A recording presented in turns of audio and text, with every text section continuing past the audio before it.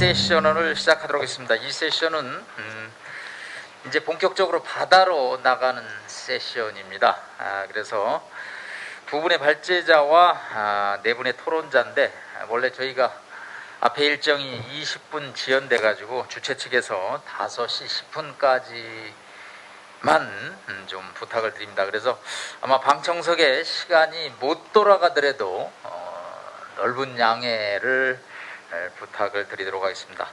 자, 3발제는 이충군 국제정치 아카데미 대표이신 이충군 박사님이 해양력이 국가안보에 미치는 영향에 대한 역사적 사례 고찰 주제로 발제를 하겠습니다. 12분 정도 부탁을 드리고요. 제가 10분 정도 될 때 사랑의 쪽지를 보내드리도록 하겠습니다. 부탁드리겠습니다. 제가 받은 제목이 해양력이 국가안보에 미치는 영향에 대한 역사적 사례 고찰이라는 제목으로 되어 있는데, 요거 사실 논문 쓰려면 엄청나게 어려운 그런 그 주제입니다. 무지무지하게 넓고 복잡하기 때문에. 그런데 그냥 우리가 이 주제에 관한 아주 100% 모든 학자들이 일치하는 학설이 있습니다. 근데 그 학설을 말하기 전에 이 제목을 잠깐 바꿔야 됩니다. 해양력이 국가안보에 미치는 영향에 대한 역사적 사례 고찰이라기보다도 해양력이 국가 발전에 미치는 영향에 대한 역사적 사례 고찰, 그러면은 100% 정답이 하나 있는데, 해양력이 센 나라는 국가 발전에서 다 성공하였다라고 말할 수 있는 겁니다. 해양력이 약한 나라는 국가 발전에 성공하지 못했습니다. 모든 국가 발전은 그것이 어느 것이 원인이고 어느 것이 결과인지 모르지만은 모든 국가 발전은 해양력과 병행하였다.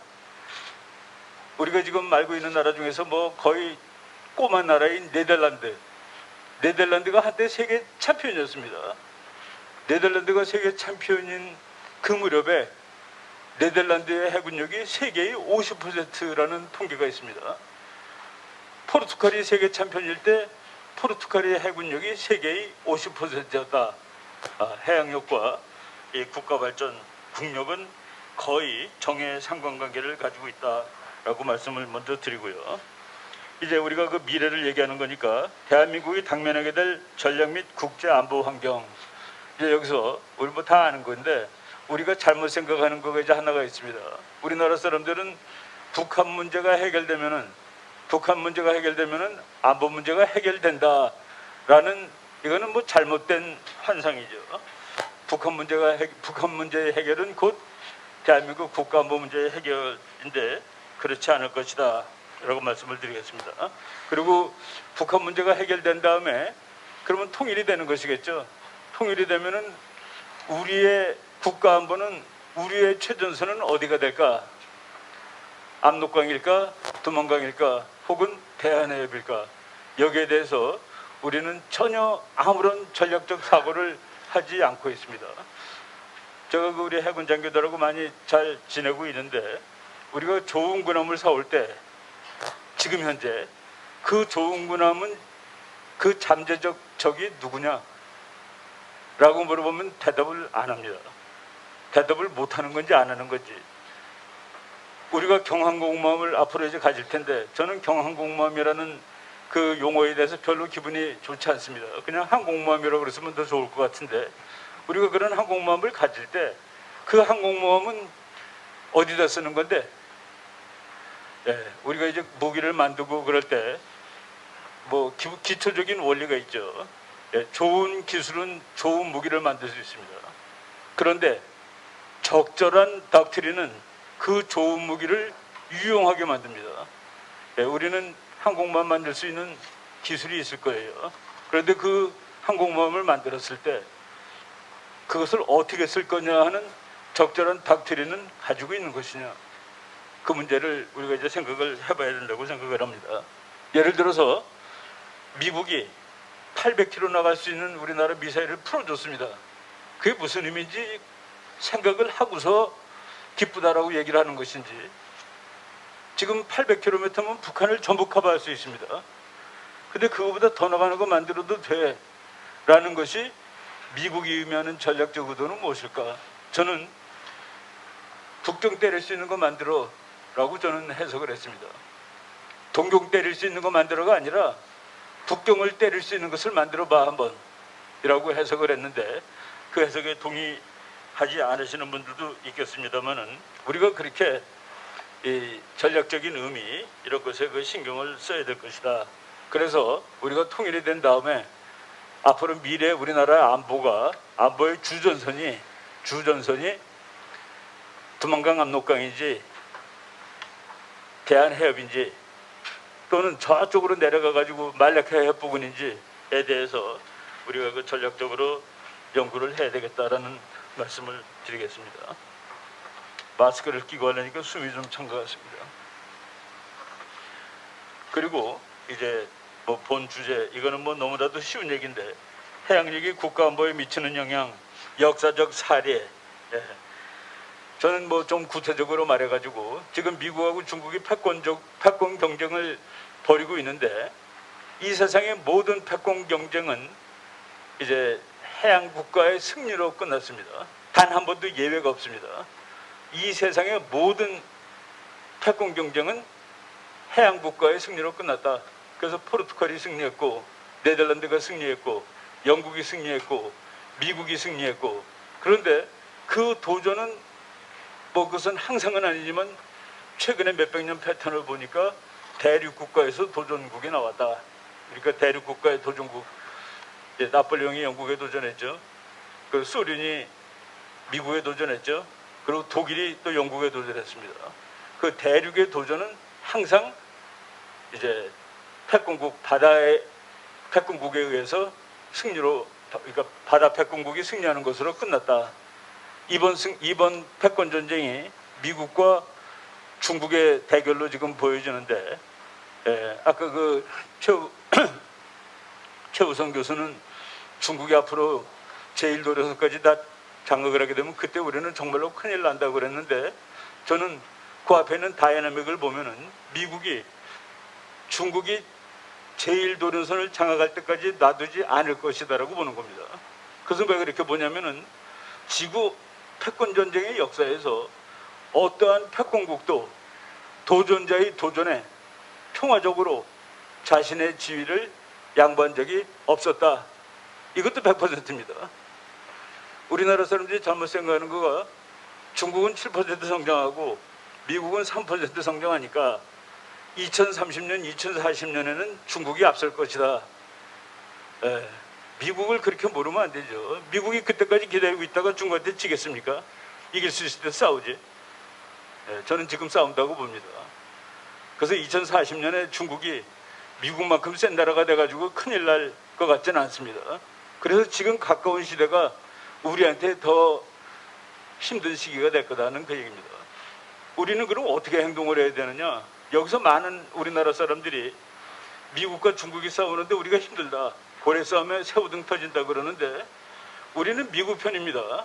법적으로 동맹 맺었으니까 미국과 동맹인 나라가 미국이 적하고 중국하고 다투는데 우리가 중간에서 가운데 껴서 힘들다라고 얘기하는 것은 미국한테 나는 너와 동맹이 아닐 수도 있어라는 얘기를 하는 겁니다. 중국한테는 중국 사람들이 뭐라고 그럽니까? 우리가 미중 경쟁 사이에서 힘들다 그러면은 거짓말하지 말라고 그럽니다. 네가 미국하고 동맹이면서 뭐가 힘들다고 얘기를 하느냐는 그런 의미죠. 그래서 우리가 그런 측면에 대해서도 좀 정확한 그러니까 이 하드웨어가 아니라 정확한 소프트웨어를 가져야 되겠다라고 말씀을 드리겠습니다. 그래서 그 대한민국이 앞으로 이제 해군력을 늘려야 됩니다. 해군력을 늘려야 되는 바로 그 이유는, 이제 냉전을 중심으로 하던 그러니까 대륙국가 북한, 북한은 대륙국도 아니지만 우리의 국군은 북쪽을 쳐다보면 됐습니다. 그동안 한 50년 동안. 그런데 그 사이에 대한민국이 자유주의, 시장경제적 발전을 해가지고 세계적인 무역국가로 됐습니다. 아까 안보의 종류가 늘어났다 그러는데, 우리나라에서 안보의 종류가 늘어났다는 것 중에서 가장 눈에 보이는 것이 바다가 중요해졌다는 그 사실입니다. 옛날에는 38선을 지키면 됐는데, 이제는 저쪽 그 페르시아만서부터 오는 해로를 지켜야 되는데 미국이 지켜줬다. 그러니까 우리 해군은 저쪽에 가지 않았어도 우리 상선과 우리 유조선이 뭐 문제없이 달려올 수 있었습니다. 저는 앞 세션에서는 미국의 힘이 몰락한다 그런 말이 많이 나왔는데, 저는 미국의 힘이 몰락한다라기보다도 미국이 냉전 시대처럼 세계 문제에 개입하지 않으려고 하다. 냉전이라는 그 전쟁에서 미국이 승리한 이후에 그 승리한 그 대가를 자기 혼자 이제 더 이상 다 자기가 내려고 그러지 않는다. 이제 미국은 동맹국들 돈 내놓으라고 그러고, 그리고 너희가 해군이 더 세져가지고 저쪽 페르시아만에 니네 해군도 파견을 해. 그러니까 우리가 미국과의 동맹을 제대로 하기 위해서도 바다를 더, 해군을 더 길러야 될 그런 필요가 있는 이런 시대를 우리가 당면하고 있다라고 얘기를 하는 겁니다. 뭐 결론적으로 한국의 안보 환경이 변하고 있다. 우리 학자들, 제가 뭐 국제정책 뭐 한국여사 학자 노릇을 한 지 30년 좀 넘었는데, 매년마다 세미나 할 때마다 안보가 급격히 변하지 않은 애가 한 번도 없습니다.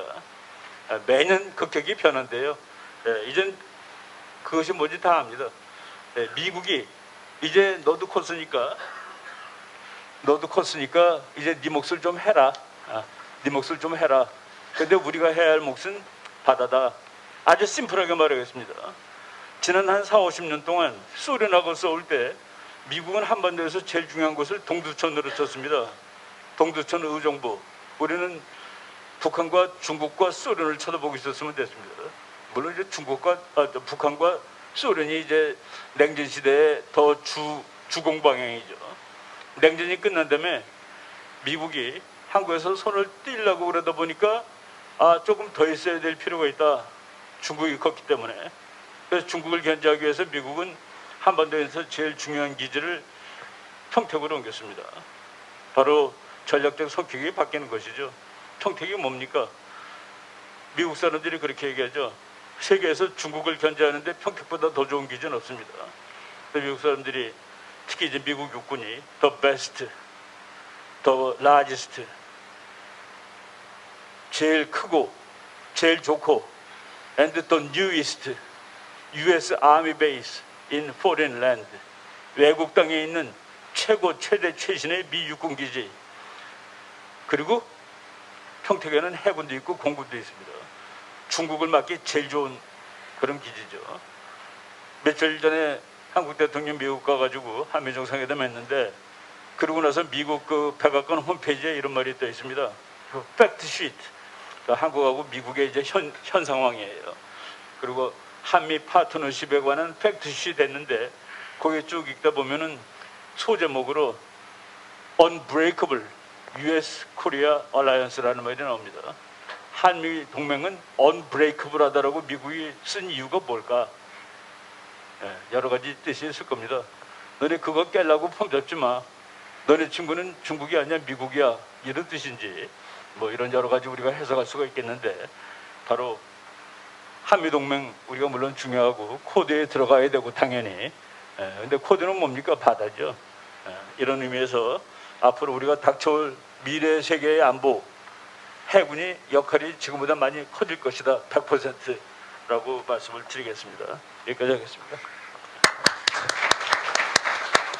네, 이충곤 박사님 감사드립니다. 다음은 두 번째 발제로 홍규덕 숙명여대 정외과 교수님의 발표가 있겠습니다. 대한민국의 국방과 해군의 역할이라는 제안입니다.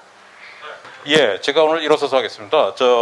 오늘 이 자리에 제 존경하는 안규백 전 국방위원장님, 또 한기호 의원님 오셨습니다. 제가 미생 시절 국방개혁실을 맡고 있었을 때 참 여러 가지로 부족한 사람을 많이 도와주셨습니다. 그래서 제가 오늘 많은 성장을 했지 않았나 생각되고, 또 끝까지 자리를 지켜주셔서 감사드립니다.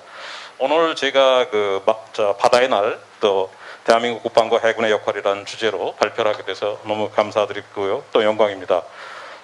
우선 PPT를 보시면서 설명을 드리겠습니다.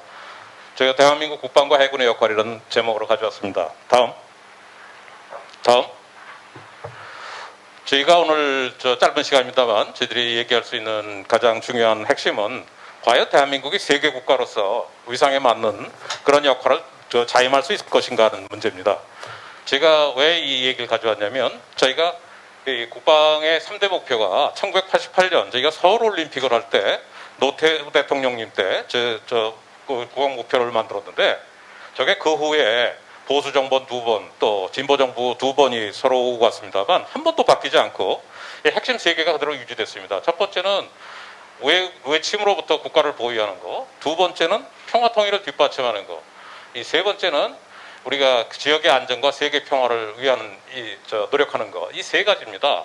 근데 문제는 제 그림의 크기를 그렸습니다만 우리가 워낙 북한 문제가 워낙 막중하다 보니까 엄중하다 보니까 2번, 3번으로 갈수록 작아지고 특히 지역의 안정과 세계의 평화라는 것은 하나의 레토릭으로만 들어갔지 저희들이 크게 이 문제를 집중할 수가 없었습니다. 그래서 제가 오늘 드리고자 하는 말씀은 그럼에도 불구하고 지금 누가 봐도 우리가 북한의 핵이 굉장히 심각한 상황입니다만 그럼에도 불구하고 저희들이 북한에만 머물 수는 없겠다 하는 것이 제가 여러분들한테 드리고자 하는 하나의 가장 핵심입니다. 그리고 지금 북한은 저희들하고 GDP 차이가 저희들의 1.8%, 82배 차이가 있습니다. 물론 북한에 대한 준비도 굉장히 중요하지만 저희들이 지금 세계로 나가지 않으면 안 되겠다. 오늘 얼마 전 저희 문재인 대통령께서 가장 성공적인 정상회담을 하고 돌아가셨습니다. 그게 저희들 노력도 있지만 제 생각에는 우리의 위상이 그만큼 커졌기 때문이다. 저는 그렇게 생각합니다. 우리가 그야말로 대한민국이 갖고 있는 어떤 역량 이런 것이 크기 때문에 이것이 가능하다고 생각하고 저희 대한민국이 계속 번영하고 또 국제사회에서 나가기 위해서는 세계적 역할을 우리가 중단할 수는 없겠다 하는 게 제 생각입니다. 다음 보시면 저희들이 그동안 93년 이후에 PKO 활동을 계속 해왔습니다만 그럼에도 불구하고 저희들이 지금은 세계 10위권의 비용을 지불하고 또 약 35위 정도의 병력 기여가 있습니다만 제가 볼 땐 여전히 피터팬 신드롬이라고 좀 감히 말씀드리고 있습니다. 여러분 피터팬 잘 아시지 않습니까? 우리가 신체적으로는 이미 컸습니다만 어른이 됐습니다만 그럼에도 불구하고 저희들이 그런 책임과 역할을 거부하고 어린이 심리 상태에 머물고자 하는 것을 우리가 피터팬 신드롬이라고 얘기하는데 저희들이 이제는 여기서 머물러서는 안 되겠다. 좀 더 과감하게 찾아나가야 되겠다 하는 게 제 생각입니다. 다음. 그래서 제가 한번 일본의 PKO가 저희들이 남수단에 저희 부대하고 근처에 저희는 보루에 있었고요. 일본하고 근거리에 있었습니다. 그러나 일본은 남수단 PKO를 철수했습니다. 그래서 지금 지부티르에 자위대 거점을 확보하고 있는데 이걸 물어봤어요. 왜 이 사람들이 그것을 철수했는가 했더니 당시 모리모토 사토시 일본 방위 대신이죠. 제가 재작년에 일본에 갔을 때 안기백 위원장님 모시고 가서 두 분이 대화도 많이 나누셨습니다만 저분들 얘기는 이 남수단에서는 일본이 최대한 자신들의 역할을 찾을 수가 없다. 그렇기 때문에 보다 전략적 위치를 차지하기 위해서 중국에 대한 해군 기지를 설치하는 그런 중국과의 어떤 대결과 구도도 있고 또 그렇기 때문에 이 사람들이 지부티라는 멀리 보고 미래지향적 전략적 선택을 하기 위해서 지부티를 갔다는 겁니다. 근데 왜 일본은 되는데 한국은 안 될까? 저는 이제 이 점을 여러분들한테 감히 한번 말씀을 드리고 싶습니다. 다음. 그래서 오늘 여러분들이 지정하게 돼서 얘기를 하셨는데 딱 2명만 지정하게 수없이 많은 고수들이 있습니다만 딱 2명만 제가 소개해 드리겠습니다. 칼 하우스호프라는 분인데 이분이 아돌프 히틀러의 도움을 주신 분이기 때문에 지정하게 되고 상당히 많은 반론도 있었습니다만 그럼에도 불구하고 이 양반이 항상 주장하는 것 중에 하나는 뭐냐면 독일이 성장하려면 번영의 국가로 가려면 스페이스 바운드 국가가 아니라 스페이스 호핑이 돼야 된다. 그러니까 스페이스에서 뛰어가 넘어가야 된다. 그래서 이 사람은 항상 유로아시아는 랜드매스를 강조했고 또 베를린 바그다드 철도 부설도 강조했던 사람이고 이런 중앙아시아하고 북아프리카에 대한 영향력을 확보해야 된다고 항상 강조한 사람인데 제가 볼 때 우리 대한민국이 지금 바로 이런 어떤 과감한 세계로 스페이스 호핑을 해야 되는 그런 단계에 있는 게 아닌가 저는 감히 생각해 보고요. 다음. 토마스 베넷이라는 사람이 미국 해군대학 교수입니다만 이 사람이 얘기하는 이제는 세상이 바뀌었다. 미국이 그동안 실패한 이유가 바로 여기에 있다. 그래서 세상에는 펑셔닝 작동하는 코어와 중심부가 있고 그것을 작성하지 못하는 거기에 통합되지 못하는 비통합 갭이 있다. 그래서 이 두 개의 사이를 연결하는 교량 역할을 해야 되는데 미국은 여기 실패했다는 겁니다. 그래서 저는 바로 이러한 점에서 대한민국이 이 역할을 감당할 수 있는 대표적인 국가가 돼야 된다고 감히 저는 말씀드리는 겁니다. 다음. 그래서 지금 지정하게 교훈 5가지만 들면 제가 또 일일이 다 시간이 없기 때문에 말씀 안 드리겠습니다. 코로나 이후에 국제 협력이 실종되고 국제 체제의 불안정은 확대되고 있습니다. 또 다음. 우리가 미중 갈등이 심화되고 있는데 가장 여기에 뼈 아픈 것이 한미일 협력의 간극이 확대되는 것입니다. 다음. 세 번째, 이 회색지대가 부상하고 있다는 것이 굉장히 중요한 문제 같습니다. 저기 그 그림에 나와서 여러분 좀 멀어서 잘 안 보이시겠습니다만 저희들이 19년 7월 23일을 기억할 수 있습니다. 거기 우리 공군기가 여기 저 공군 정책실장님도 와 계시지만 우리 젊은 조종사들이 따로 지침을 주지 않았는데도 불구하고 288 경보 사격을 했습니다. 아주 훌륭한 전 조치라고 생각하는데 그 당시 중국과 러시아가 최초로 합동 작전 하에 그 도발을 감행한 겁니다. 근데 이거 시작에 불과하다. 앞으로 어떻게 할 것이냐? 한국과 일본이 사이가 나쁠 때 그런 간격을 틈을 이용해서 들어온 거다. 그렇다면 앞으로 우리가 어떻게 대처할 것인지에 대한 대책이 있어야 된다. 다음. 그러한 점에서 지금 중국은 해상민병대를 통해서 영내 현상 변경을 아주 심각하게 지도하고 있습니다. 그래서 여기 양배추 전략이라고 얘기하지만 우리 백령도 근처에 오는 수없이 많은 해상 어선들 사이에 민병대가 속해 있다는 것을 우리가 이해하고 거기에 대처를 해야 되는데 100척 이상이 몰려옵니다. 그런데 앞으로 우리가 이것을 그냥 인정해버리면 이것이 동해 앞으로 알류산 열도 이 북극해로 가는 이것이 그냥 내주게 된다. 그러면 우리가 앞으로 어떻게 대처할 것이냐. 여기에 우리가 해상의 어떤 그 대책이 나와야 된다. 다음. 또 우리가 가장 걱정하는 것 중에 하나입니다만 미중로의 전략 게임이 확대되고 있고 특히 INF 탈퇴라는 것이 미국이 결정한 이유는 바로 이러한 점에서 중국의 어떤 중거리 미사일이라든지 극초음 미사일에 대비하기 위한 노력이다. 다음. 마지막으로 우리가 중러 수정주의 연합의 확대가 역키신저 모먼트라고 얘기합니다만 이것이 굉장히 심각한 도전이다. 바이든 행정부가 바로 이 점을 잘 알고 있기 때문에 미국 안보의 최대 위협이라고 얘기하고 있다. 다음. 자, 그러면 우리 해양 전략의 지형의 5가지 목표가 뭐냐? 저는 늘 강조합니다만 해군 비전 2045가 세계 꾸라이 비전을 모두 구체적으로 담아야 된다. 제가 왜 경항모 운영을 통해 미국과의 상호 운영성을 확대하냐? 우리 이충구 박사님 말씀해 주시면 저도 경항모라는 이름을 꼭 붙여야 되느냐에 대해서는 반대합니다. 그렇지만 뭐 어떻게든 우리가 지금 국제사회에서 인도 태평양 전략이라는 것은 하나의 새로운 트렌드다. 그렇다면 여기에 우리가 조인하기 위해서는 해군의 해상 전단을 갖는 것이 가장 손쉬운, 어떻게 보면 손쉽다면 어폐가 있습니다만 가장 안전하고 지름길이다. 저는 이렇게 판단합니다. 저희 육군 부대가 시리아에 갈 수도 없고 이라크에 갈 수도 없을 거라고 생각합니다. 그렇기 때문에 저는 그런 점에서 굉장히 중요하다고 생각하고 이것이 한미일 안보 협력을 강화하는 하나의 또 촉진제가 될 수가 있고 특히 북극해, 중동, 아프리카 여계 지역에 대해서 우리가 관여할 수 있는 길이 될 것이다. 저는 앞으로 미래 우리 세대에 대한 과제는 한미 동맹이 한반도에서의 동맹이 아니라 여계 지역에서 동맹이 우리가 이제부터 시작할 때고 그 점을 우리가 준비해야 된다고 생각합니다. 마지막으로 인재 양성, 미래 임무 확대를 고려한 군부조 개편이 앞으로 고려해야 되는데 저는 지금 총장님도 계십니다만 우리가 이 400명이면 충분하다.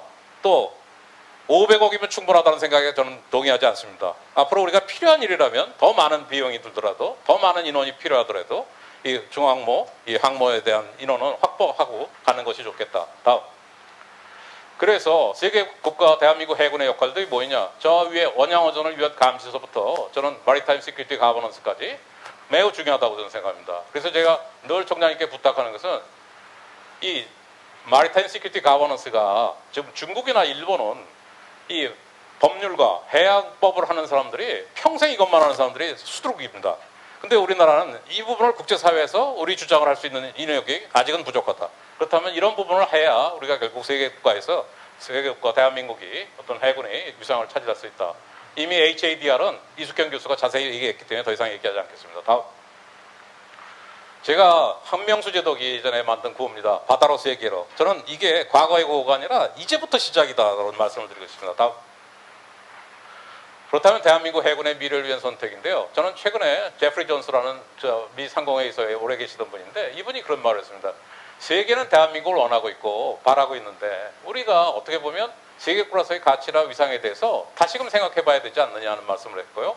바로 저런 점에서 언스타버블 다이나미즘을 우리가 확대하는 것이 우리 세대의 의무다. 저는 그런 생각이고 지금 당장은 어렵습니다만 저 야마무라 히로시 제가 그 일본 저 막려장 이 사진을 가져왔습니다만 저분들하고 협력을 적극적으로 개척해 나가셔야 된다. 다음.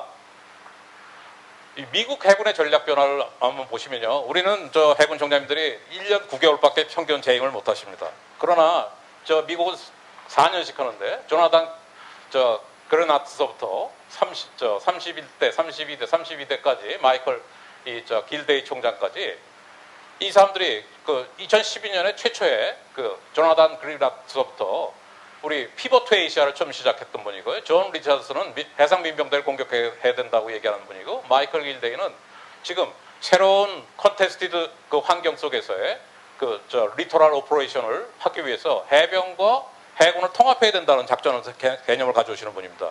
그래서 이런 부분들이 우리가 필요하고, 그렇다면 우리는 도대체 저 세 분이 계속 12년 동안 얘기했던 것을 우리는 뭘 할 것인지, 미국과 만났을 때 우리 역할이 뭔지를 우리 저 총장님께서 그 분명하게 입력을 시켜주셔야 된다. 저는 그런 생각을 갖고 있습니다.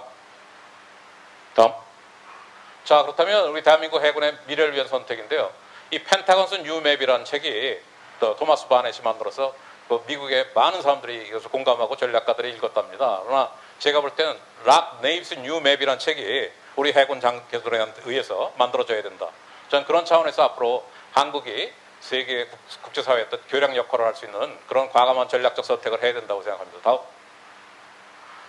저는 북극해에 대한 중국의 접근이 굉장히 우려할 만한 일이라고 생각합니다. 그래서 미국도 이 부분에 대해서 굉장히 우려하고 있는데, 문제는 우리가 뭘 할 것인가인데, 여기 보시면 한미동맹 차원에서 앞으로 북극해 개척에 대해서 지난번 수에즈 사건 이후에 북극해를 푸틴이 굉장히 적극적으로 개발하고 있는데, 중국은 자신들이 근 북극 국가라고 선언하고 있습니다.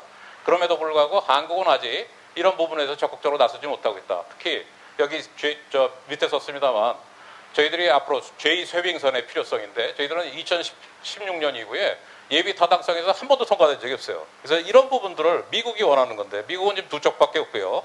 이것을 한국이 도와줄 수 있으면 우리가 얼마든지 할 수 있다. 저기 빨간 선을 보이시지만 이미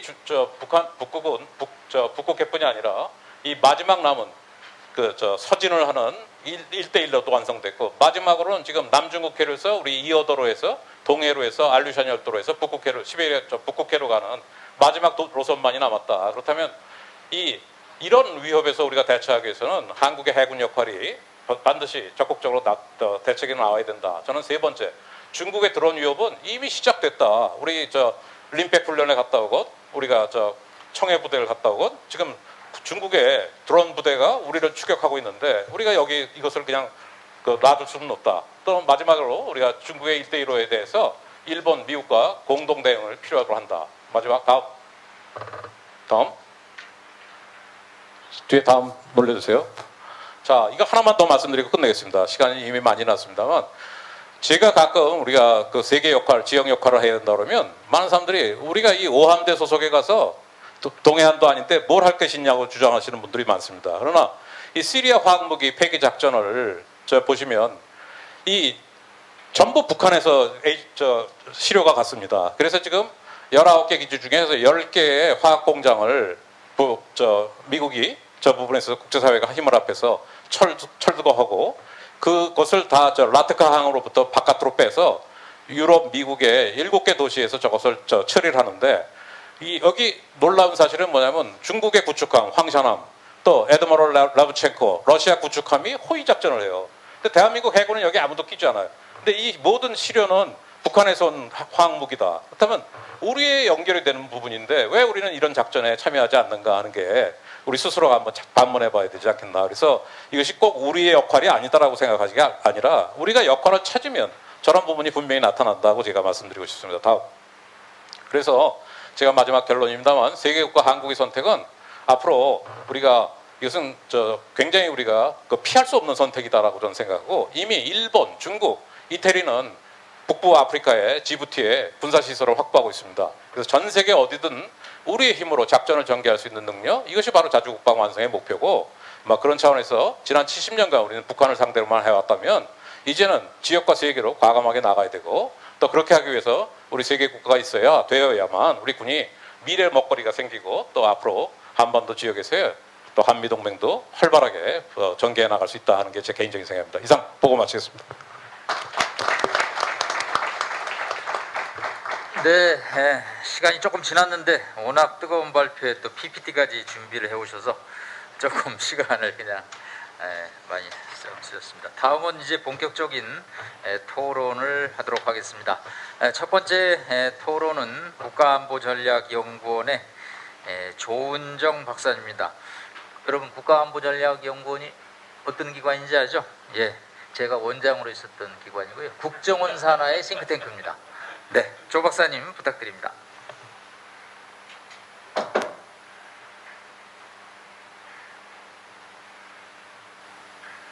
예, 소개 감사합니다. 예, 국가안보전략연구원의 조은정입니다. 오늘 말씀하신 내용에 그 역사적 사례 고찰이라고 해서 제가 나름대로 좀 어떤 내용을 주실까 많이 고민을 했었는데 저는 조금 첨언하는 형식으로 토론에 붙이겠습니다.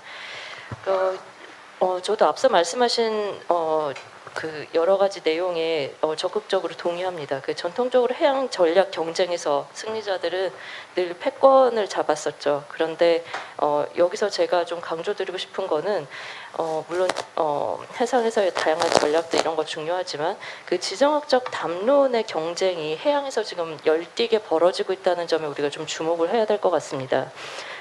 지금 당장은 이제 미중 패권이 잘 보이지 않으니까요. 저희가 100년 전으로 시간을 좀 돌려보죠. 100년 전의 패권이라고 하면 영국인데요. 대표적인 해양 세력이죠. 러시아 남하를 막기 위해서 그 세 군데에서 열전을 벌였습니다. 첫 번째가 크림반도고, 두 번째가 아프가니스탄이고, 세 번째가 거문도 점령, 그리고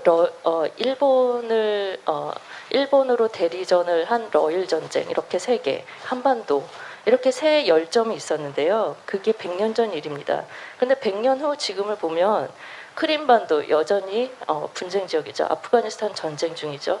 그리고 한반도 아직 일어나지 않았지만 굉장히 뜨겁습니다. 근데 이 부분에 대해서 우리가 지정학적으로 100년 전과 지금 이 물리적으로 변하지 않았기 때문이 아니라 관계적으로도 굉장히 이게 중요한 네트워크상에서, 국제정치 네트워크상에서 중요한 열점으로 여전히 부상하고 있다는 점을 좀 인식할 필요가 있을 것 같습니다. 이 점에서 또 다른 해양 세력인 미국이 패권을 지금 잡고 있고 중국이 남하하려고 하고 100년 전에 중국 시장을 두고 그때 중국이 객체였다면 지금은 중국이 주체로 등장했다는 아주 중요한 차이점이 있습니다.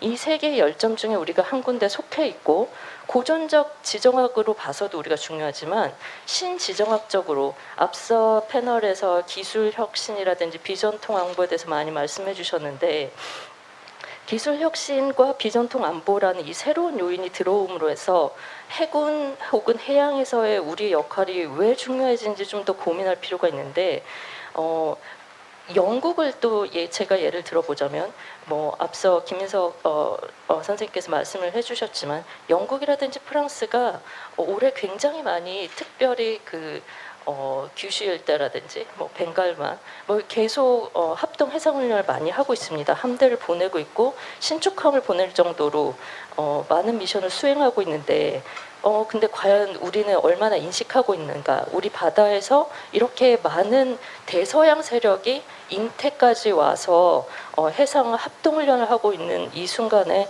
우리가 사실은 여러 가지로 너무 북한에만 매몰된 것이 아닌가 이런 좀 걱정도 됩니다.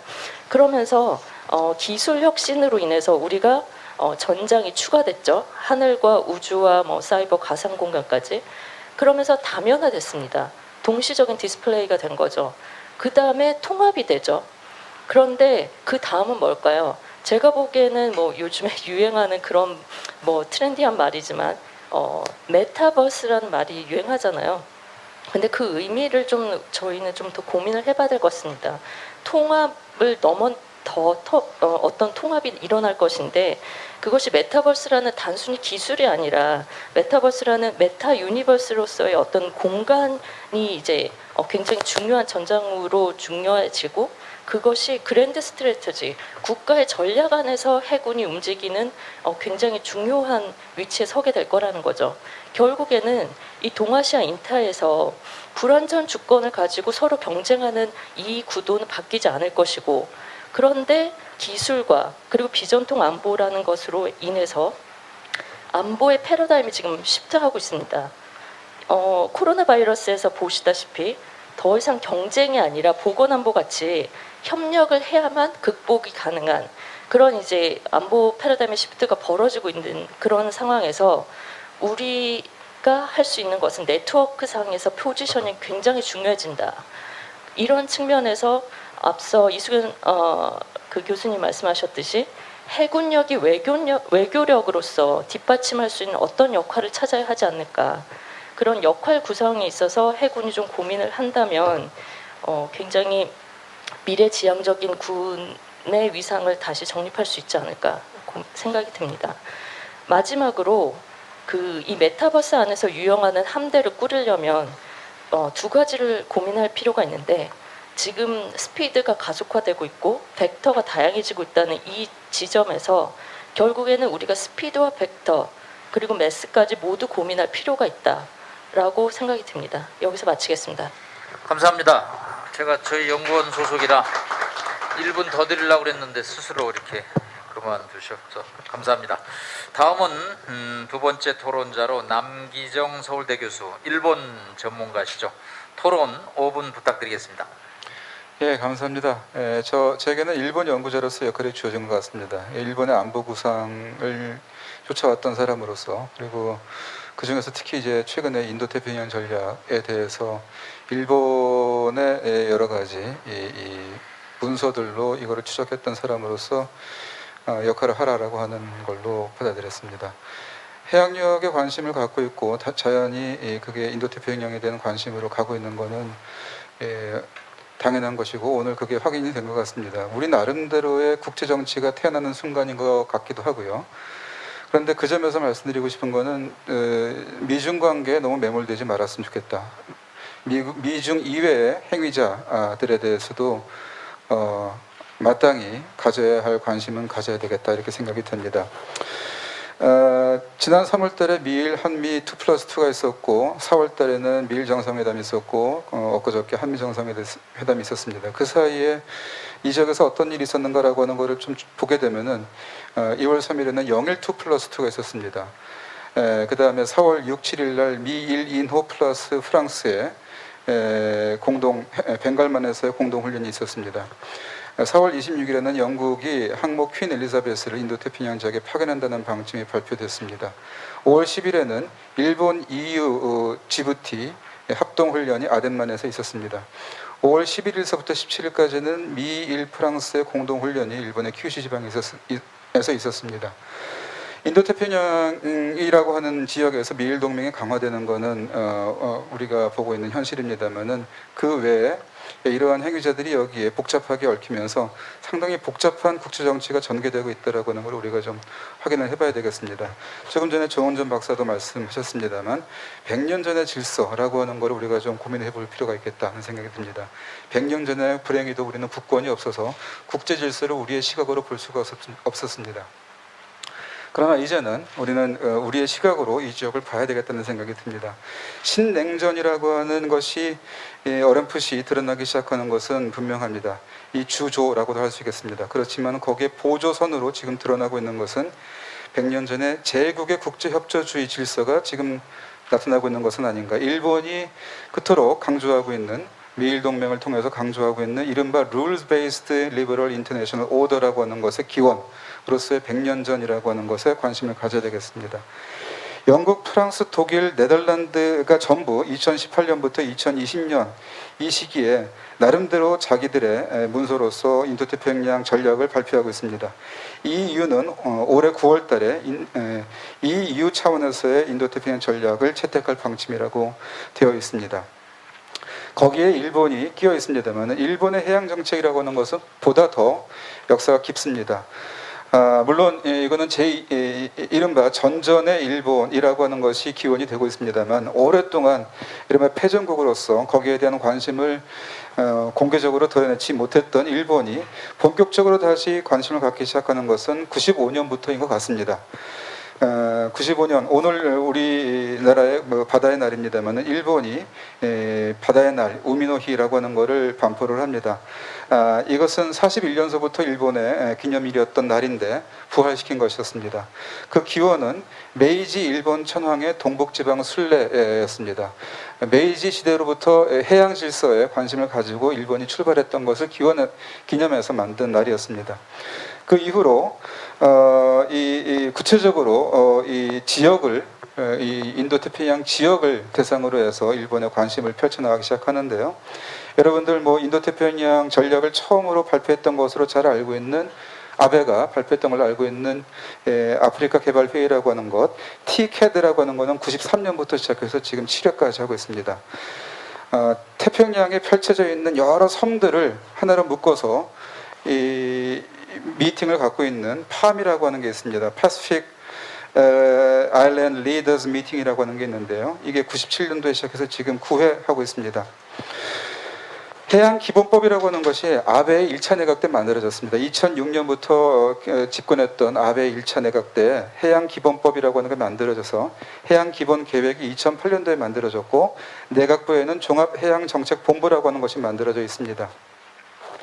민간에서는 이른바 우익 민간 연구소로 알고 계시는 사과평화재단이라고 하는데 해양정책연구소라고 하는 걸 만들어서 여기에서 또 매우 왕성한 그러한 연구 활동을 하고 있고 그것을 아까 말씀드린 그러한 루트를 통해서 예컨대 종합해양정책본부를 통해서 일본의 국가 전략으로 흡수되어 나가는 것을 볼 수 있습니다. 네, 이렇듯 일본을 포함해서 이 인도태평양 지역이 100년 전에 제국의 국제협조주의와 비슷한 그러한 모양으로 가고 있습니다.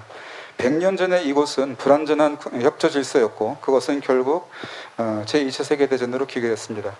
역사를 되풀이하지 않기 위해 한국의 역할이 주어지고 있다고 생각됩니다. 100년 전의 질서와 지금의 질서 중에서 가장 커다란 차이는 한국의 부상이라고 생각이 됩니다. 한국이 여기에서 역할을 함으로써 중견국으로서 해야 할 마땅한 역할을 함으로써 이 지역이 더 이상 불안정해지지 않도록 하는 역할은 충분히 저희가 감당해야 될 그런 몫이라고 생각이 됩니다. 시간이 거의 다 갔습니다만 한 가지만 더 말씀드리고 싶습니다. 중요한 역할이지만은 적정 수준이라고 하는 것이 있어야 되겠다는 생각이 듭니다. 아까 얘기했던 그 일본의 그러한 2000년대의 그러한 변화 속에서 2010년도에 일본의 재정과 방위력의 정비라고 하는 문서에서는 이런 말이 나옵니다. 1934년 2월 24일 날 귀족원 예산위원회에서 당시에 다카하시 고레키오 대장성 대신이 했던 말입니다. 아무리 군함이 건조되고 군비가 정비되어도 만일 국민의 경제력이 이를 유지하여 만일의 경우에 이를 움직일 능력이 없다면 전혀 국방에 도움이 안 되는 것이라 생각된다 라고 하는 말입니다. 저출생 고령화로 여러 가지로 재정 문제가 임박한 상황입니다. 일본도 마찬가지일 겁니다. 지나치게 확장함으로써 우리 스스로 발목을 잡는 일은 없도록 적정 수준을 유지하면서 고려하면서 이 지역에 정당한 관심을 갖는 것, 이것이 중요하다고 생각됩니다. 이상입니다. 네, 남기정 교수님 감사합니다. 세 번째 이제 토론자로 김성수 한양대 교수님을 모시도록 하겠습니다. 5분 부탁드리겠습니다. 네, 안녕하십니까. 한양대 김성수입니다. 오늘 홍 교수님 얘기 말씀 잘 들었습니다. 그래서 저도 국방의 3대 목표 중에 세계 평화 기여가 있었다는 부분을 새삼 느끼게 됐습니다. 그래서 이 평화라는 부분에 대해서 우리가 굉장히 그 어떤 세계 평화의 기여라는 중장기적 관점을 유지해야 된다는 것에 대해서 저 역시 동의하고 있습니다. 하지만 과연 우리가 이거는 평화라는 자체를 봤을 때 우리가 평화 활동이라는 것이 우리가 저도 안보나 국제 정서적 시각으로 봤을 때 자유주의적 평화 관련 일변으로 갔을 때 과연 그게 가능하겠냐는 얘기입니다. 지금까지 대부분의 우리가 얘기했을 때 평화가 이루어지고 있는 그 과정을 보시게 되면 여러분들이 잘 아시겠지만 뭐 핵의 공포라든지 미소 양국의 국제 체제라든지 또 어떤 전략 자산이라고 얘기해서는 기술의 혁명이라는 것 때문에 서로 어떤 현실주의적 그런 접근적인 방법론이라는 그런 균형 틀 안에서 평화가 유지가 되었다고 본다면 과연 그 평화라는 것을 우리가 어떤 평화주의적이면서 자유주의적 담론을 통해서 평화를 유지한다는 것은 좀 모순적이지 않을까라고 생각을 합니다. 그래서 우리는 좀 더 현실적인 접근을 하는 것이 어떤 긴장되면서도 그 안에서도 현실적이고 실질적인 평화가 유지될 수 있었다는 과거의 경험을 볼 때 우리가 준비되어 있는 자세가 필요할 거라고 생각을 합니다. 그러면 우리가 그 현실적인 관점에서 어떠한 자세를 유지해야 되느냐라는 부분에 대해서 홍 교수님께서 그 바렛의 그 코어와 캡이라는 개념을 가지고 얘기를 해주셨는데 저도 전적으로 동의합니다. 이 코어와 캡이라는 개념 자체가 우리나라 역대 정부에서 이거를 잘 활용을 했어가지고 보시게 되면 뭐 김영삼 정부 때 세계화라든지 노무현 정부 때 동북아 균형 자료라든지 이명박 정부 때 중경국론이라든지 이런 것들이 굉장히 중요한 역할을 했습니다. 근데 이제 여기서 이제 발제자도 얘기하셨고 대부분 오늘 계속 이제 여러분들이 말씀하신 중국이라는 것의 등장, 러시아의 등장을 얘기하는데 과연 그리고 미국의 경도된 세계화라는 추세 안에서 만들어졌던 그 이론이 적용이 가능하겠느냐? 우리 입장에서 봤을 때. 그래서 우리가 아까 코어와 캡에서의 중간의 역할을 하자고 말씀하셨지만 오히려 그게 아니라 바렛의 표현을 우리가 한번 해석을 해본다면 코어와 코어의 개념이 아닌가라는 생각이 듭니다. 그래서 우리는 코어와 코어 사이에 위치한다면 우리가 어느 쪽에 경도될 수가 없다는 그런 결론에 도달할 수가 있을 것 같습니다. 그러니까 지금 제가 말씀드리는 거는 지금 어떤 그런 순차적으로 봤을 적에 우리가 왜 세계화가 무너졌느냐 이런 부분에 대해서는 또 어떤 시간 관계상 제가 말씀을 드리지 않겠지만은 지금 우리가 아까 말씀하셨던 회색지대라는 게 뭐냐는 얘기죠. 우리가 미국과 중국의 양강구도 한가운데 우리가 거기 위치하고 있고 그 위치하고 있는 데서 어떤 쪽에 우리가 코어냐 캡이라는 개념이 아니라 코어라는 것에서의 중간에 위치한다면 한미일이라는 협력이라는 그런 안보 협력 체제도 굉장히 중요하지만 동시에 세계 자본주의 시장에서의 가치 체인을 어느 정도 선점하고 있는 중국과 그리고 극동아시아에 대한 관심을 지극히 보이고 있는 소련이라는 나라가 가지고 있는 전략적인 그런 위치를 봤을 때 우리는 어느 입장에 서야 되느냐는 얘기입니다. 무조건적으로 경도된 한미일 협력, 안보 협력이라는 건 중요하지만 동시에 우리가 생각해야 될 부분이 존재하는 그런 코어 대 코어의 개념으로 접근하지 않아야 될까라는 생각을 합니다. 그래서 그런 결국은 그러한 그 코어 대 코어의 개념이라는 자체를 어떻게 우리가 실질적으로 대안을 찾을 수가 있겠느냐는 얘기로 이제 연결이 될 수 있을 것 같습니다. 그래서 이제 그 실용적인 접근을 하게 된다면 코어 대 개념에서 오히려 우리에겐 지금 기회가 될 수 있다고 볼 수가 있습니다. 왜냐하면 바이든 행정부에서 요구하는 것이 다자주의고 다자주의라는 것은 우리가 안보라는 것과 정치, 경제 이것을 분리해서 보자는 거죠. 다자주의적 접근을 통해서 정치 이슈는 정치로 다루고 경제 이슈는 경제로 다루는 그리고 안보라는 부분에서는 한국과 미국의 국가 안보 태세를 유지하는 이런 실용적인 접근이 가능한 공간이 열렸다라고 보면 좋지 않을까라는 생각을 합니다. 과거 트럼프 행정부처럼 미국이 우선이라는 그런 우선주의적 정책에 의해서 모든 그러니까 본인들이 원하는 그런 방향성이 아니라 이제는 미국도 자기네들의 이익에 따라서 정치적인 이슈와 경제적인 이슈와 안보 이슈를 다루겠다는 얘기거든요. 그럼 우리도 마찬가지로 거기에 맞는 그런 전략적 접근을 하는 것이 가장 중요하지 않을까라고 봅니다. 그러면 우리가 이제 그거를 이런 군사 안보 문제와 그런 정치 경제적 문제를 이렇게 분리하는 부분에 대해서 그러면 현실적으로 어떻게 가능할 것이냐라는 부분 한번 생각해 봤습니다. 이 생각해 부분도 이제 홍 교수님께서 말씀해 주신 부분들을 보면서 한번 생각을 해 봤지만 우리가 이렇게 미국의 인도 태평양 전략에서 우리가 쿼드 개성해가지만 참여한다 안 한다 이것이라는 개념을 떠나서 태평양과 인도양의 어떤 연결 고도로 보자는 얘기죠. 호르무즈 해협이라든지 남중국 해협이라든지 우리가 거기에서 얘기하는 그 소말리아 해협이라든지 왜냐면 거기에 가장 중요한 거는 자원이지 않습니까? 일본도 그렇지만 중국도 그렇고 우리나라도 엄청난 거기에 대해서 자원을 우리는 의존하고 있습니다. 동시에 미국도 세일가스의 채산성에 맞지가 않습니다. 미국은 갤런당 44달러고 거기 사우디나 쪽에서 보는 건 갤런당 2달러밖에 안 되고요. 그럼 미국의 채산성이라는 자체가 세일가스를 통해서 만들어지지 않는다면 미국도 그 지역이 전략적으로 필요한 곳이라는 얘기죠. 그러면 이거는 어떤 안보라는 것을 또 떠나서 경제라는 전략적 이익의 공통분모가 만들어졌다는 것은 그러한 부분은 그러한 접근이 필요하다는 얘기로 우리가 볼 수 있지 않겠냐고 보는 겁니다. 그래서 이러한 부분을 우리가 다시 말해서 코어 대 코어의 대립 구도 형성간의 별개로 관계국 간의 협력 계제를 충분히 끌어낼 수 있지 않을까라는 생각을 합니다. 그래서 앞으로 이런 것들이 이제 우리가 이번에 한미 정상회담에서도 이제 강조하셨던 그 대통령께서 강조하셨지만 코드의 성격 규정이 다르게 하자는 얘기 아닙니까? 그래서 우리가 이제 통상협력으로 재설정하듯이 우리나라의 신남방 정책, 그다음에 미국의 인도 태평양 정책, 또 인도의 또 인도 태평양 정책, 호주의 인도 태평양 정책, 또 일본의 인도 태평양 정책, 이런 것이 하나의 큰 컨소시엄으로 만들어져서 거버닝, 아까 말씀하셨던 마리타임 세큐리티 거버넌스라는 개념 자체가 거기에 도입이 된다면 우리가 가지고 있는 광의의 인도 태평양 전략에 참여하면서 동시에 한미 동맹에 지니는 우리가 실질적인 중요성의 모멘텀을 유지하면서 우리의 전략 자원이라는 것을 개발하고 보유함으로써 동시에 해양 공공재를 확보할 수 있는 실리를 추구하지 수 있지 않을까라는 생각을 해봅니다. 감사합니다.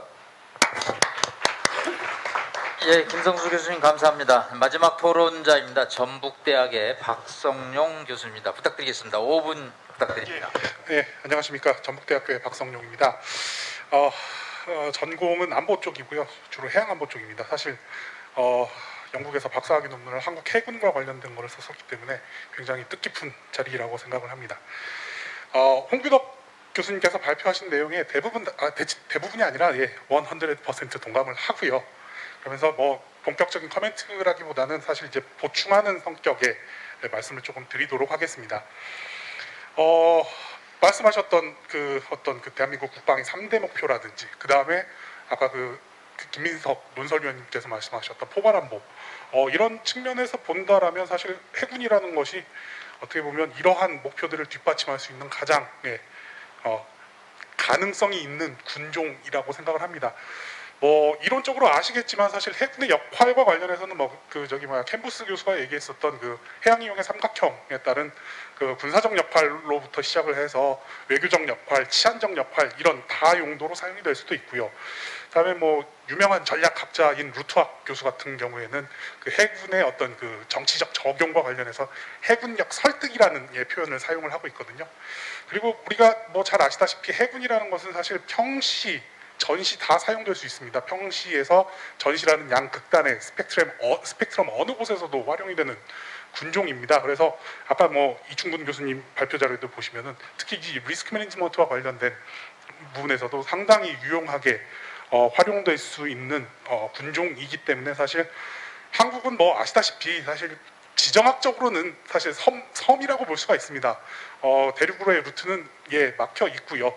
그다음에 경제적으로나 여러 측면에서 해양에 대한 의존도가 굉장히 높기 때문에 사실상은 인슐라 스테이트 섬이라고 볼 수가 섬국가, 도서국가라고 볼 수가 있는 국가이기 때문에 해군력의 어떤 발전이라든지 해양력을 확충한다라는 것은 사실 이거는 당위라고 볼 수가 있습니다.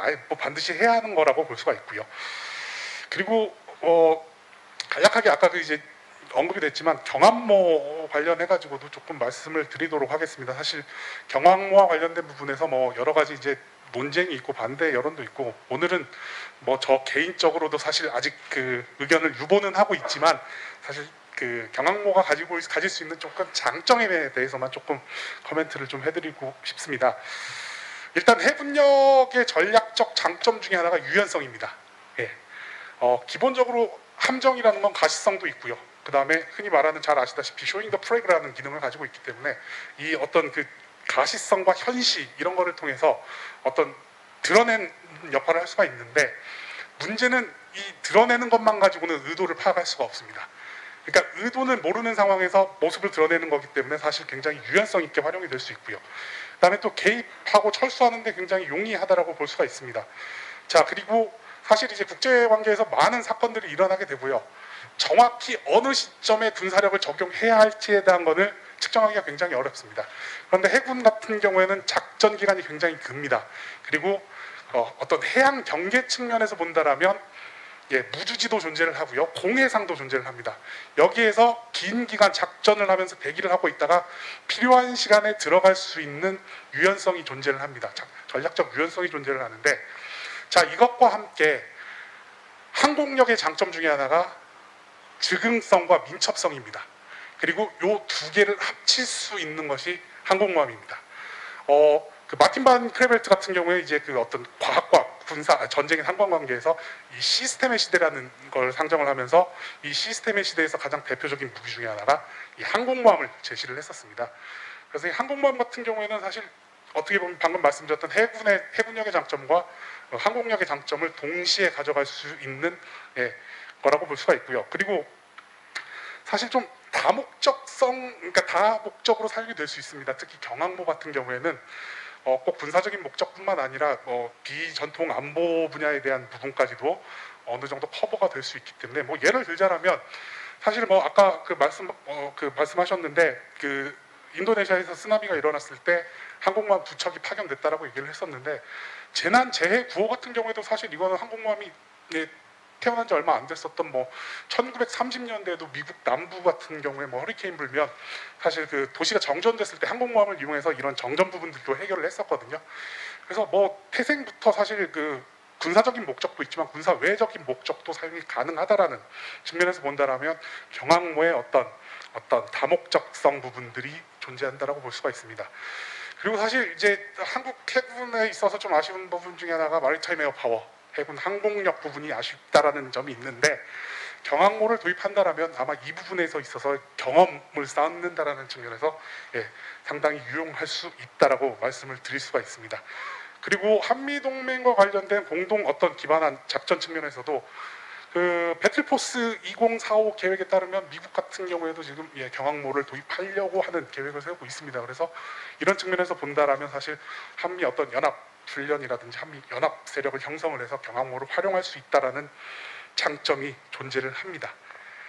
자, 그리고 사실 이제 항공모함과 관련해서 한국의 국제적인 위상에 비해서는 사실 한국이 항공모함을 도입하는 건 좀 늦었다라고 볼 수가 있습니다. 근데 사실 거시적 측면에서 군사혁신이라는 측면에서 본다라면 사실 먼저 시작하는 것보다, 그러니까 먼저 시작하느냐 마느냐가 중요한 게 아니라 얼마만큼 방향성을 잘 잡고 그리고 얼마만큼 지속적으로 투자를 해내느냐가 어떻게 보면 군사혁신에 있어서는 가장 중요한 목표라고 볼 수가 있는데, 사실 아까도 말씀드렸지만 항공모함 같은 경우에 사실 영국이 제일 먼저 만들어냈지만 사실 전간기를 거치면서 이걸 제대로 활용한 국가는 영국보다는 사실 미국이나 일본이, 일본 제국 해군이죠, 그 당시에 잘 활용을 했었기 때문에 선점보다는 사실 방향성과 이거를 방향성을 제대로 잡고 지속적으로 투자를 하는 거, 이게 좀 중요하다고 말씀을 드릴 수가 있습니다. 그리고 이제 마지막으로 그 한국 해군 발전과 관련해서 조금 그 현실 정치적인 얘기를 좀 드리고 싶습니다. 사실 해군의 발전에 대한 당위성이라든지 필요성, 이런 부분들은 사실 많이 논의가 되고 있습니다. 그런데 결국 해군 발전과 관련된 정책이라는 것도 다른 정책들과 결국은 경합을 통해서 선정이 되는 거거든요. 그 현실적인 측면에서 국민적 지지라든지 정치적 지지를 받아야지만 사실 이런 정책적 우선순위를 획득할 수 있다라는 겁니다. 그런 측면에서 본다라면 사실 해군의 대민 관계라든지 대정치 관계, 그 다음에 PR 능력, 이런 부분들을 좀 더 확충하시는 것이 아무래도 조금 발전에 있어서는 좀 더 현실적인 측면에서 유리하게 이끌어갈 수 있지 않을까, 상황을 유리하게 만들어갈 수 있지 않을까라는 좀 생각을 해봤습니다. 이상으로 마치겠습니다. 네, 한국 해군으로 박사학위 논문을 썼는데 제가 토론을 5분 준 제가 잘못이죠. 자, 이제 발제와 토론을 모두 마쳤고요.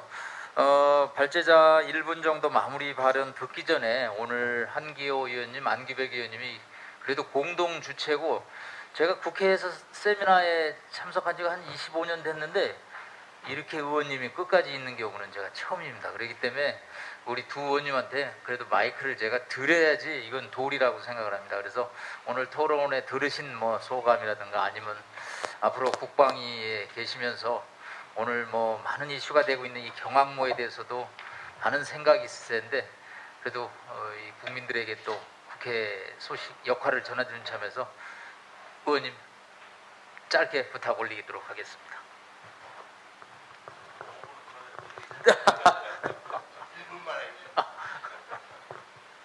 네, 발제자와 또 토론자의 그 교수님들의 말씀을 듣고 아주 가슴이 뜨거워짐을 느꼈습니다. 특히 우리 이충군 대표님께서 말씀하신 데 상당히 공감을 갖게 됐고 또 그 공명이 있었기 때문에 더욱더 가슴이 뜨거워졌습니다.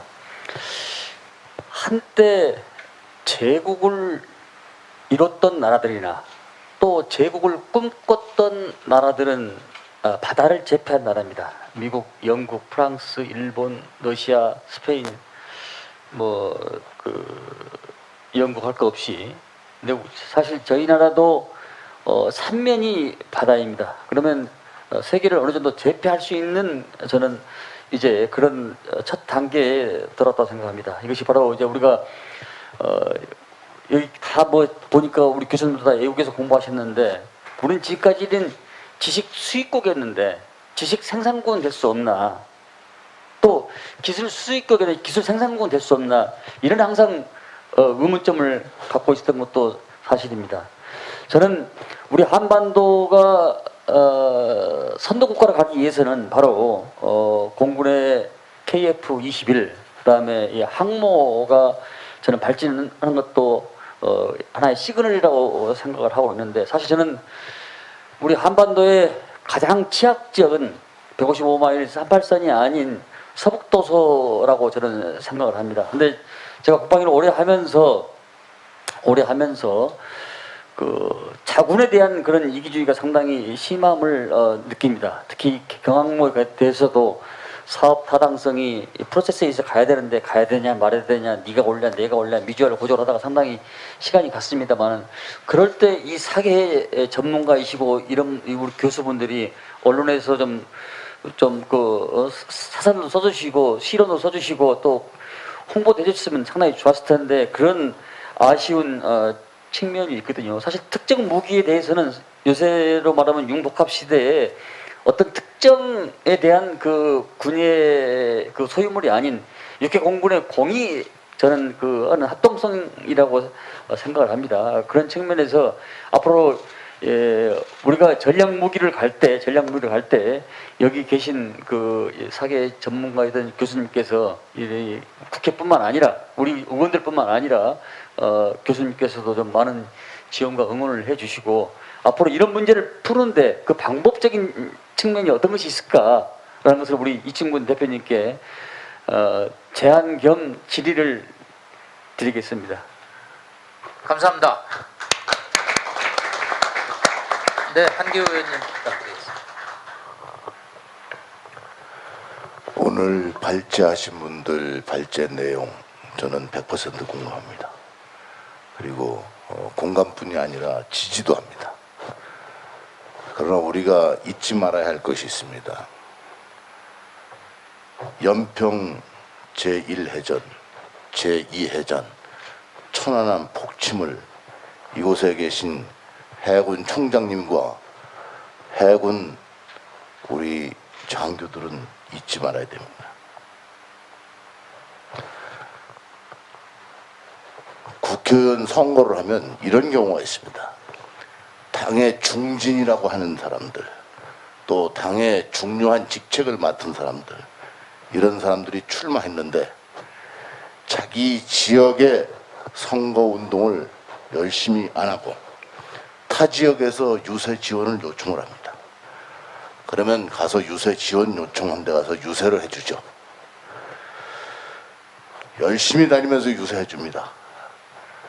근데 개표하는 날 까보니까 그 유세 지원해 준 곳은 당선이 됐는데 본인이 떨어집니다. 본인이 떨어져서 피눈물을 흘리고 4년 동안 정말로 힘든 시간을 보냅니다. 그리고 4년 후에 다시 출마합니다. 당선되지 않습니다. 우리는 지금 중요한 것을 논의하고 있습니다. 지금 이 논의가 바로 내 지역구를 버리고 다른 지역에 가서 유세하고 있는 거 아닌지 반성할 필요가 있습니다. 다시 한번 말씀드리지만 연평 제1해전, 제2해전, 천안함 폭침이 항공모함으로 막을 수 있으면 가셔야 됩니다. 예, 감사합니다. 아무래도 사회자로서 우리 해군 참모총장님 말씀을 한 1분만이라도 좀 듣는 것이 도리라고 생각을 합니다. 네. 예, 우리 남 교수님 기회 주셔서 감사합니다. 오늘 정말 그 바다의 날 뜻깊은 날 오늘 그 남성욱 교수님을 좌장으로 모시고 지금 제목은 미래 안보 환경과 국방의 역할이지만 오늘 사실 토론을 마무리하는 차원에서 보면 미래 안보 환경과 해군의 역할이라고 저는 하고 싶습니다. 해군을 아껴주시고 정말 그 성원해주신 많은 분들이 여기에 좌장을 포함해서 발제 토론에 이르는 많은 박사님들이 해주고 계십니다. 정말 감사드리고 앞으로 해군이 나갈 방향을 아까 그 의원님들도 말씀하셨습니다만은 정말 그 반듯하게 세워서 제 역할을 제대로 할 수 있도록 많은 지원과 또 협조를 잘 당부를 드리겠습니다. 오늘 정말 감사합니다. 고맙습니다. 고맙습니다. 자, 이제 마지막으로 먼저 이충근 박사님 한 1분 정도만 마무리 말씀 부탁드리겠습니다. 아까 안기백 의원님이 말씀을 주셨는데 네. 뭐 좋은 말씀이라고 생각합니다. 지금 우리나라 사람들이 안보에 대해서 조금 몇 가지 좀 환상적인 생각을 가지고 있다고 저는 평소에 생각을 하고 있는 편입니다. 예를 들어서 아무리 나쁜 평화라도 전쟁보다는 낫다라는 말들이 정말 그 패러다임이에요. 그 말에 감히 도전할 수가 없습니다. 그런데 우리 그 국제정치의 진실을 보면은 그 평화하고 전쟁하고는 같은 레벨의 용어가 아닙니다. 다른 나라들은 평화를 목적으로 치고 전쟁을 수단으로 칩니다. 근데 우리는 전쟁과 평화를 동차원의 레벨에 놓고 높은 정치가분들이 국민들한테 택하라는 거예요. 전쟁입니까 평화입니까? 높은 사람들은 말이죠. 국민들이 위임한 겁니다. 전쟁이라는 수단을 활용해서 만약에 정말 최후의 수단이지만은 전쟁이라는 수단이라도 사용해서 평화를 지켜달라라고 우리가 위험을 한 것이죠. 예를 들어서 아무리 나쁜 평화라도 전쟁보다 좋다 그러면은 북한이 침략해 왔을 때 안 싸워야 된다는 그런 황당한 논리가 나올 수 있습니다. 또는 이완용이를 칭찬해야 됩니다. 그 사람은 평화를 택했거든요. 안 싸웠습니다. 아마 싸웠으면 한 몇십만 죽었을 거예요. 그리고 나라 뺏겼을 겁니다. 우리가 역사 거꾸로 올라가 보면 바로 평화는 목적이고 전쟁은 수단이라는 그걸 알아야 된다는 그 생각을 합니다. 이렇게 그리고 해군, 공군, 육군이 조그만 파일을 서로 지껏 먹겠다라는 생각을 하는데 안보라는 것은 파일을 키우는 일입니다. 파일을 키워서 공군도 많이 가져가고 국가 안보는 그리고 또 패시미즘에 기반을 해야 됩니다. 전쟁 안 날 것 같아 라기보다도 전쟁은 날 수 있어 라는 가정을 세워야 되는데 우리 국민들이 그런 이 안보에 대해서 좀 더 현실적이고 체계적인 그런 교육을 좀 했으면 좋겠다는 생각이 듭니다. 네. 감사합니다. 홍기덕 교수님 부탁드리겠습니다. 짧게 답변드리겠습니다. 두 분 토론 아주 좋은 토론 감사드리고요. 또 우리 의원님들께서 아주 좋은 말씀을 해주셨고 또 총장님 말씀하셔서 더 보탤 게 없습니다. 사실 제가 꼭 드리고 싶은 말씀은 이 국제정치에서 역할이 위상을 만든다. 이 말씀 꼭 드리고 싶었고요.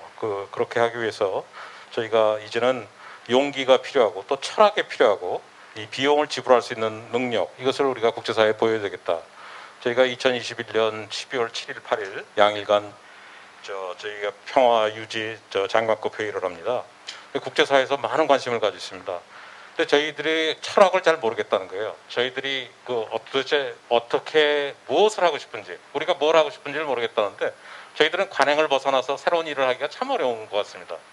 그런 차원에서 이제는 저희가 과감히 우리 북한의 문제 또 아까 의원님 말씀하신 연평도 천안함 교훈을 절대로 잊어서는 안 되지만 그럼에도 불구하고 세계에서 우리가 어떤 역할을 해야 될지 생각할 수 있는 그러한 오늘 바다의 날이 됐으면 좋겠습니다. 이상입니다. 네. 자, 1분만 마무리 발언하겠습니다. 이번 한미 정상회담을 보고 느낀 점은 우리 청와대 탁현민이 있다면 미국 백악관에는 엉클 조지 쉽게 말해서 미국 쌤이 있다라는 걸 느꼈습니다. 굉장히 정교한 의전으로 이루어졌죠. 바이든 대통령은 36년 동안 상원의원 생활을 하면서 전 세계 독재자부터 중간 지도자들을 수없이 만났다고 자서전에 얘기를 합니다.